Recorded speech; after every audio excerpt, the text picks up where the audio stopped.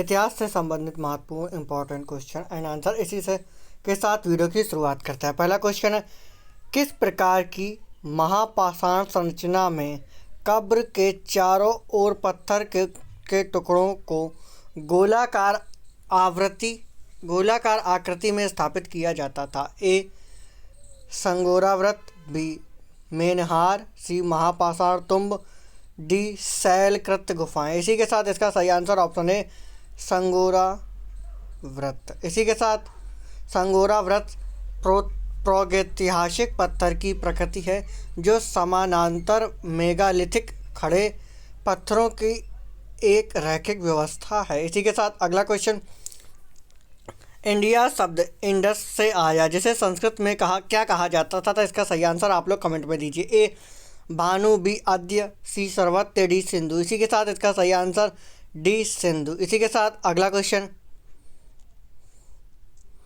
किस स्थान को सबसे पुराना खोजा गया सिंधु घाटी सभ्यता स्थल माना जाता है? इसका सही आंसर आप लोग कमेंट में दीजिए। ए बिरडाना, बी राखीगढ़ी, सी मोहनजोदाड़ो, डी अलाहादीनो।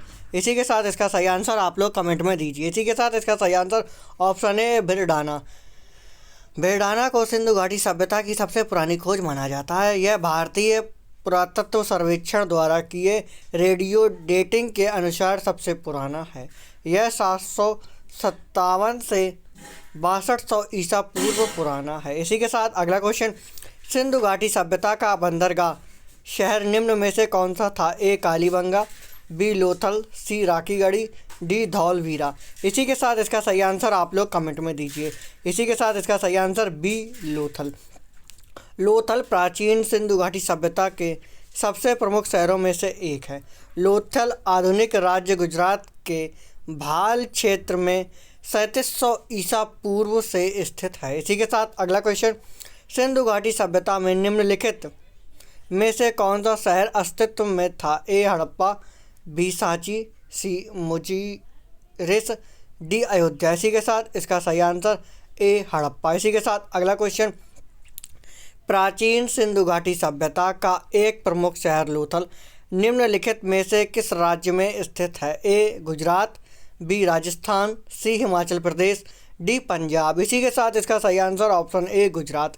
प्राचीन सिंधु घाटी सभ्यता का एक प्रमुख शहर लोथल गुजरात में स्थित है। इसी के साथ यह शहर भारत के राज्य गुजरात के भाल क्षेत्र में स्थित है और इसकी खोज सन 1957 में हुई थी। इसी के साथ अगला क्वेश्चन, सिंधु घाटी सभ्यता के निम्नलिखित में से कौन सा स्थल सिंधु नदी के तट पर नहीं है? ए चन्नधड़ो, बी मोहनजोदड़ो, सी कोटी दिजी, डी रोपड़। इसी के साथ इसका सही आंसर ऑप्शन डी रोपड़।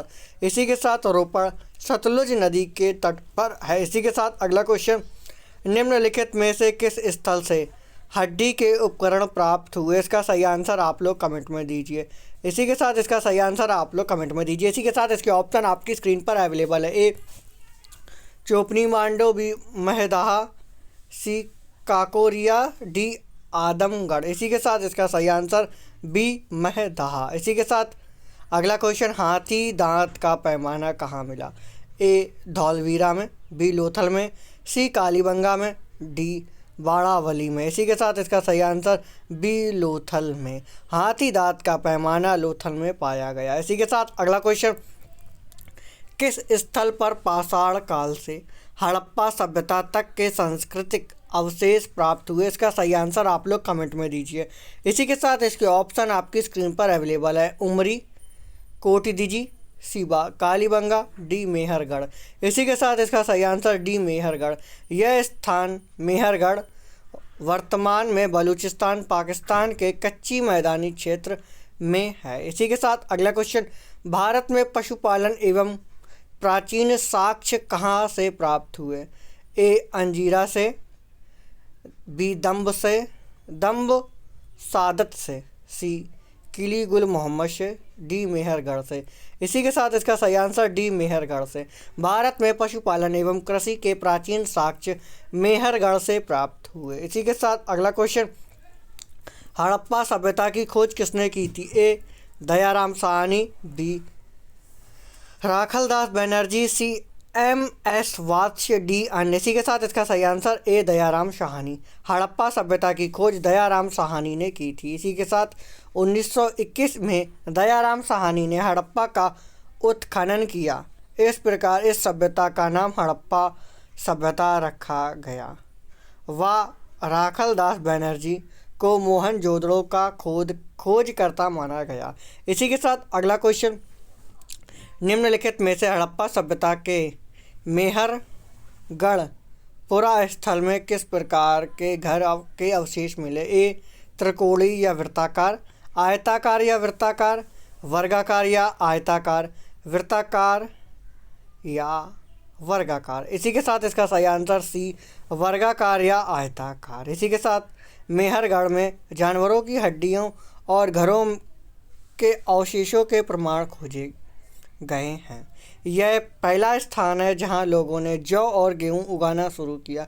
भेड़ और बकरी को पाला क्योंकि यह सबसे पुराने गांव में से एक था। मेहरगढ़ की खोज 1974 में फ्रांसीसी पुरातत्वविद जगरियो ने की थी।